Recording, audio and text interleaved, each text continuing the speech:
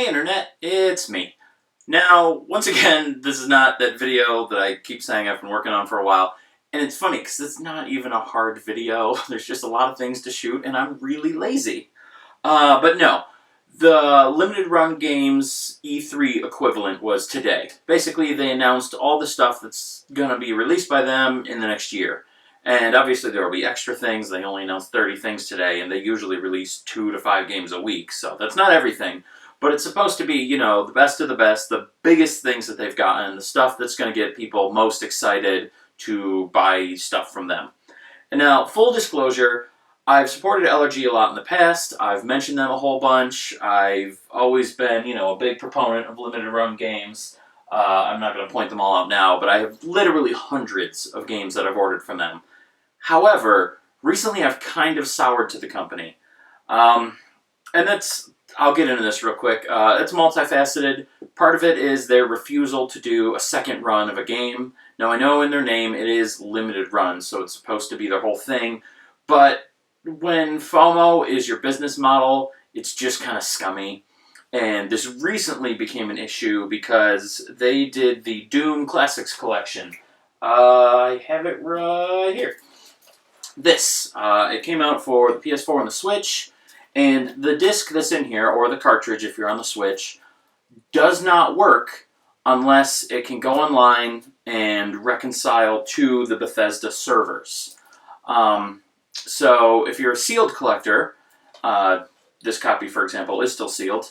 Later on down the line, you know, when the PS4 is no longer an active console and the servers are no longer online to support it, and you can no longer make those connections with your console, this disc is garbage. It will not work. When you put it in, you cannot play Doom 1 or 2 that's on the disc. It's just completely broken. It's obsolete. Already, currently, in its current state, this is a useless disc. And the same for the Switch carts. And at first, LRG said, well, as long as you connect your console online and reconcile to the servers once, you'll be good. Which is crap. You can't put out something broken and then say, well, it's not entirely broken, so deal with it. So eventually they then said, okay, well, we'll send out replacements. However, they'll only send you a replacement disc or cart. Just the disc or just the cart. That's it. Not the case, not the cover art, nothing. And you have to send back the one you have to get the new one. So if you want a sealed copy, too damn bad. You have to open your sealed copy and send back the disc, and that's the only way you get the replacement.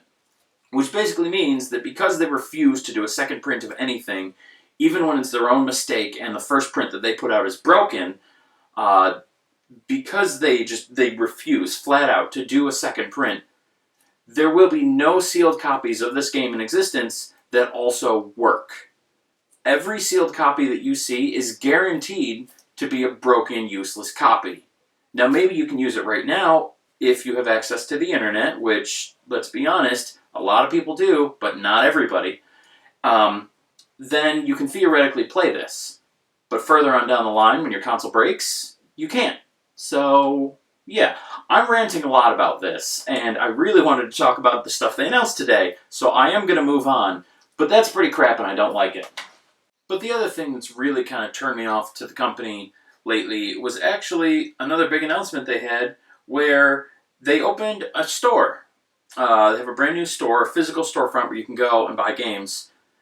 And that would be fine, but they've spent years now establishing a fan base. And, you know, they have everything and they release it online and they make it available to everybody online through this storefront. And that's their established method of distribution. It's what they've done. It's their whole business model. It's how everything works. So then they open this physical storefront. And they had leftover copies of games that usually they always sell at their year end. You know, this is the big ticket items that they always produce a couple extra just in case there's, you know, returns that need to be made or damaged items that need to be replaced or whatever the case is. They save those for that. Well, the past couple years, they've been holding on to a few extra and saving them for this store. And then they open the store, and they have the things available only to the people that are physically able to get to the store. And now I know they're a business, they exist to make money, that's their whole function, I'm not faulting that. What I am faulting is changing their business model after years of having it and kind of screwing over all the fans that they've gotten in the process. Unless you live near where this store is, you missed out on the opportunity to get all these things that you otherwise can't. And just, it's not great. You know, a lot of their like highly scalped items, like the Shantae and the Pirate's Curse for the Switch, they had physical copies there, which are going for upwards of $800 on eBay. And they had some copies that they could have sold at their year-end sale, and they did not. They held on to them so that only the folks that can get to their physical store can get these things, and then immediately turn around and resell them on eBay for $800. It's just, it's really crappy how it was always an online thing, and then they changed it to only benefit people that are near where the storefront happened to be located. It's just, it doesn't feel good. It's not a good image. It's just not great. Also, and this, I don't want to entirely lay at their feet, but at the same time, they could have at least handled better. Their shipping times have become abysmal. Games from Limited Run Games were always pre-orders, so you always knew that what you were ordering you weren't going to see for 3, 4, 5 months. Now, orders regularly take anywhere from 9 months to over a year. I think the one I've waited the longest for so far took 15 months, but I have 3 currently active orders that I'm waiting for that are over a year old. So, that's not awesome. And they don't communicate either. Once you place an order, you will never hear from them again about the games you ordered until they're ready to ship it out. If things are delayed, they're not going to tell you. If there's any kind of problem that they experienced that caused the delay, you're not going to know about it. Basically, you order a game and you just wait until they deem it ready to send to you, and that's it. And that's, once again, just not great. It's basically all my complaints come down to this. They don't make good business decisions, and they don't justify them after they make them. They basically just do whatever they want and expect people to deal with it. And look, I know that's an approach that does happen in the game industry, and again, game companies exist to make money, so, you know, it is their right to do whatever they want with it, but we don't need more EAs in the space. EA is already EA, and we don't even need them. So I hate that this company that I used to support and have bought a lot of things from is becoming really crappy. So I just wanted to say that first. And I know I said I would touch on it quick and then spent, I can't even see what it says on camera, but way too many minutes bitching about it.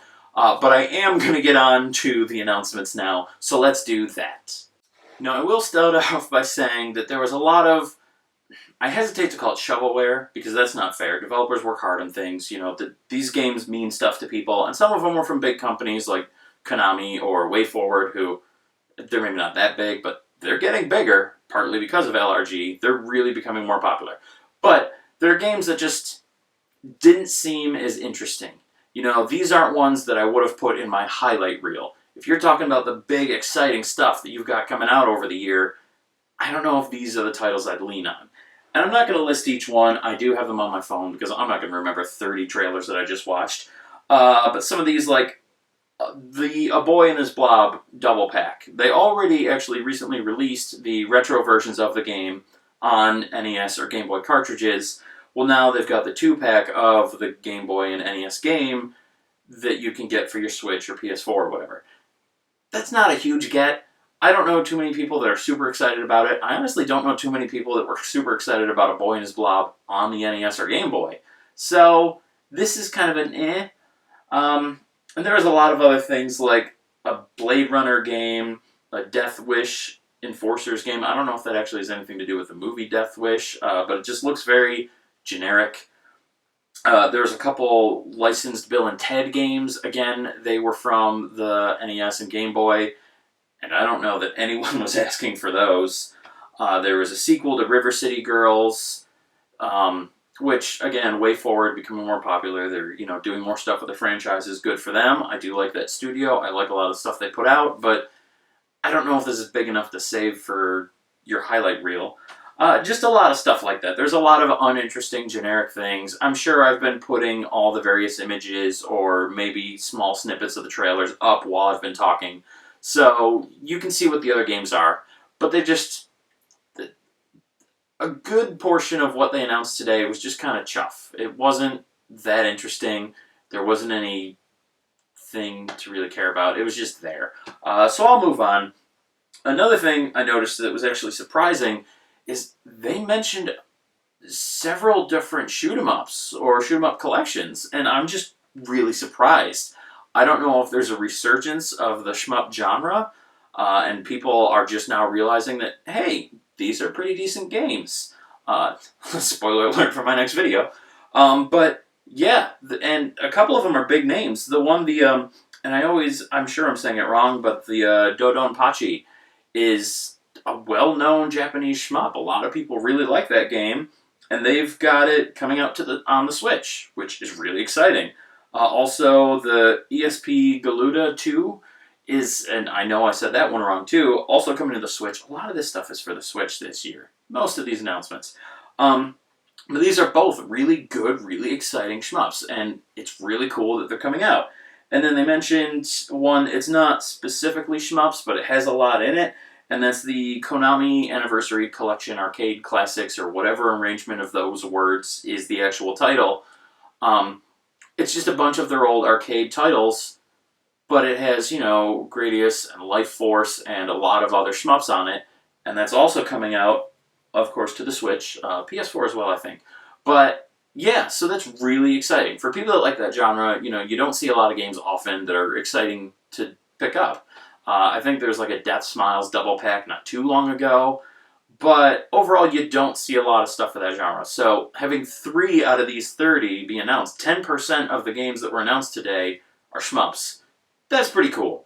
So for fans of that, good for you. That's pretty exciting.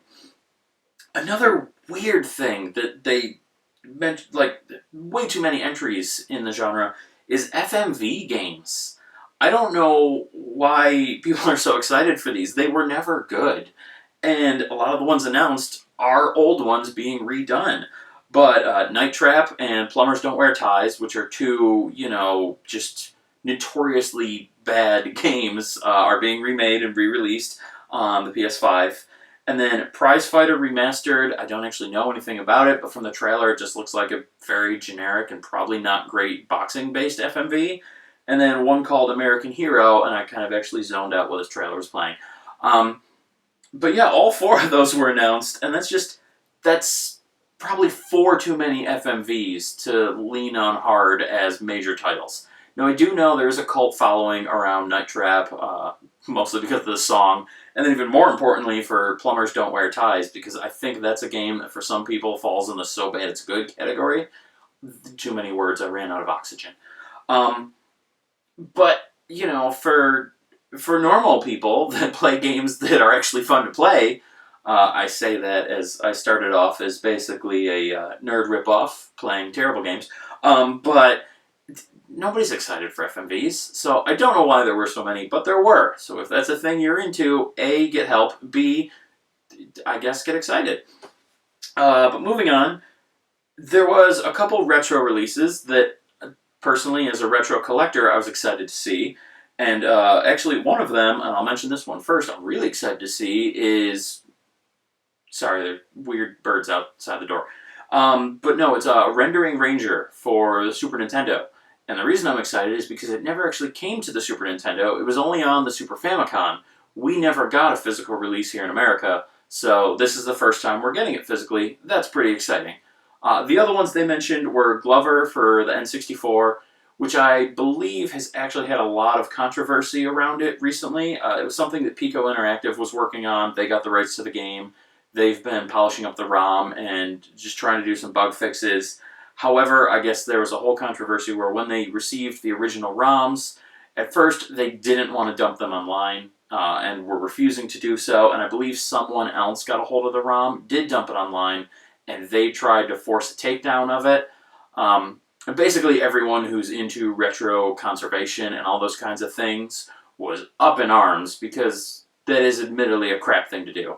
And I think Pico eventually reversed course on that, or at least said they were going to. And that's another company that I do like, I do support, I have bought a lot of things from, so I want to be on their side in this. If it turns out later that they're still being crap about it, then I guess screw them too. But for now, I'll give them the benefit of the doubt. But anyway, this was one of their games. So I'm actually kind of surprised to see that Limited Run is doing the N64 physical cartridges for it, because Pico's always done their own games. It's not normal that they would outsource to Limited Run. Although their Jim Power series, I believe they either outsourced to, or at least later on licensed to, Broke Studios. So who knows? Maybe they're just partnering with whoever they can to release their stuff everywhere. And then the last one was D for the 3DO. That was probably the game I was most surprised to see, because that's another one that's very much a cult classic. It's not necessarily the greatest game in the world, but for the fans of the game, they're really strongly fans of that game. And it also generally seems to be a more expensive one, which is a lot of times how LRG handles their retro releases, is they, and I will give them credit for this is a nice thing for them to do, they target games that usually sell for a crap ton of money, and then they do physical re-releases in retro-style boxes with legitimate physical cartridges, basically to get more population out there. It doesn't always help the price go down at all. Usually it just drives the price of those reprints up. But it gives collectors that want to play these games on physical hardware another option to do it instead of paying the ridiculous eBay prices. So, for all my gripes about LRG, I will give them credit for that. That is really cool that they do that, and I'm super excited that D is one of the games they're doing that for. But I will keep moving on. Another overall category I'll mention is Doom. Here's where I have an issue, and like I already mentioned the whole thing with the Doom thing and how they completely mishandled that, and it sucks, and I hate them for it. So, between that and then just Bethesda not necessarily being the greatest company in the world either, just because of how they never really patch bugs in their games and just like to put out half-finished products, I don't know that I'm going to buy the copies of their games. Because they did announce Doom 64 is coming out to the Xbox, because of course it's Xbox exclusive. Microsoft owns Bethesda now. And then Doom Eternal is finally coming to the Switch, because it's already on all the other consoles. And I don't want to support them in those endeavors. I don't necessarily need to support LRG by buying another Doom game from them, and I don't need to support Bethesda by buying any more of their games until they stop making crappy, unfinished, buggy games. So I won't be buying either of those, but if you're a fan of Doom, I guess here's your thing. Buy the Dooms. I don't know. You do you. And then lastly, there's just a bunch of other titles that actually were exciting. I'll preface this by saying that as I'm looking at the list here, the two that people were most excited for were the new Teenage Mutant Ninja Turtles game, the Shredder's Revenge, and then Coder 2, Star Wars. And those aren't huge games. Like in previous years, they announced that, the Castlevania Anniversary Collection, they got the rights to do a physical copy.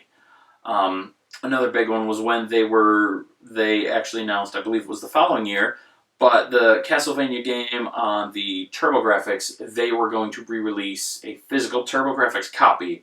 That was a really cool announcement. The very first time they got licensed for LucasArts and reprinted all of the old Star Wars games, especially like the ones on 64, which were surprisingly good, those were kind of big announcements. When they re-released the entire line of Shantae games physically, that was really cool. The first time they worked with Natsume and gave us Harvest Moon games. They've had some big announcements before. Shredder's Revenge and Coder 2, I don't know if that's on par, and those were the biggest things they announced this year. The rest of the stuff that I thought was interesting is like Frogun, which it's a 3D, platformer. It looks like an N64 era kind of platformer, which, I think it looks interesting, it looks fun, but it's just some random Kickstarter game. It's not a huge thing to mention that you're releasing. There's a sequel to Blossom Tales, which is basically, a Link to the Past clone. I'm not saying there's a bad thing. They didn't rip anything off. They made an original game, and it's a cool game, but gameplay-wise, it's the same as the one that I just said, A Link to the Past. But that's not an overly exciting thing. Enclave. They're doing an HD remaster and releasing it on modern consoles. And that's cool if you're a fan of the old RPG. You know, it's fun to see some of those old games like that come back. I don't know if that's a huge exciting thing for anybody. Um, Undermine is another one. They're doing Tetris Effect Connected. I'm a huge Tetris fan. I have a giant collection of Tetris games, but that's not big news. What else do we have here? Did I say the Shadowrun trilogy? They're doing the Shadowrun trilogy on modern consoles, which, again, is a cult classic game, but it's not a huge game. Garden Story, which I think looks kind of cute and fun, but is not a big title by any stretch of the imagination. And then the last one I had on the list here was a Go-Go Coco Polo, which is just way too many syllables. Basically, it's a new 3DS game. In fact, I think they advertise it as the last physical 3DS game, which is funny because they used that exact same advertisement for the Atui collection, and Squire Games used that same advertisement for, I forget what it was called, but a game that I ordered from them. And basically, this is the 5th last physical 3DS game that's come out that I've ordered. I haven't ordered this one yet, but I will. But basically, it's just a generic 3DS game. It's not anything super special. And I kind of feel like that is how I could talk about this whole announcement stream, is nothing here was super special or important. When they announced that they finally got the rights to Scott Pilgrim, everyone lost their damn mind. Reasonably so. I didn't care for the game because beat-em-ups are really take it or leave it for me. They have to be really, really good for me to love them, and that one I didn't think was. But a lot of people are fans, and so that was a huge announcement. Everyone was really excited, and I think that was one of the biggest game orders that they've ever done, because that one was an open pre-order, and I think they got a higher amount of orders for that game than any other game that they've released. So that was huge for them. And like some of the ones I mentioned before, you know, now my mind is blanking out. But like the Jak and Daxter remakes that they did, the physical ones, and they had like, I've got them right here, these big special edition boxes. You know, this was a big deal for them. People were really psyched about those. They've done a lot of the SNK games that they've released, and they've done like these physical Neo Geo reproduction cases, and then the PS4 game is inside. You know, a lot of people are really excited about these, especially the Metal Slug ones. So those sold really well. You know, they've had a lot of bigger announcements. I did mention Castlevania, but just, I don't know, nothing this year was huge, nothing was super exciting. It really kind of felt like a letdown as far as announcement streams go. So, I don't know if that's necessarily saying that, you know, LRG is going downhill, they're losing popularity, they're not getting as good licenses, because I don't believe any of that's the case. They did still license a game from Konami, they got one from LucasArts, they got a bunch from WayForward, like, they're still making deals with bigger companies. And in the past, they've done stuff with, like I said, Natsume, they've done stuff with Sega. So, I mean, they can still deal with the big boys. They're still getting good licenses for good games. I just don't think they had any to announce this time around. So, either there's just not a lot of good games out there for them to announce, or maybe there's some big ones that they're working on, like Cuphead, but they still haven't managed to secure the physical and get all the details to where they can announce it. I don't know what the case is, but overall, it just felt like a disappointing stream, so I wanted to share that with all of you. If you have differing opinions, great, let me know in the comments. I hate that I'm shilling out the comment thing. I don't want to be that YouTuber. But yeah, I don't know. I didn't think it was a great stream. I thought there were some okay games in there that I probably will pre-order, but overall, didn't get me psyched for the next year of limited run games. And combined with my overall general disappointment in that company, I guess it's kind of what I expected. So that's that. I'll stop this video, and I'll see you in my next video, which hopefully one of these days I'll stop being lazy and actually edit the whole thing and film the bits I need to film and just put it together and make a thing out of it. So yeah, bye.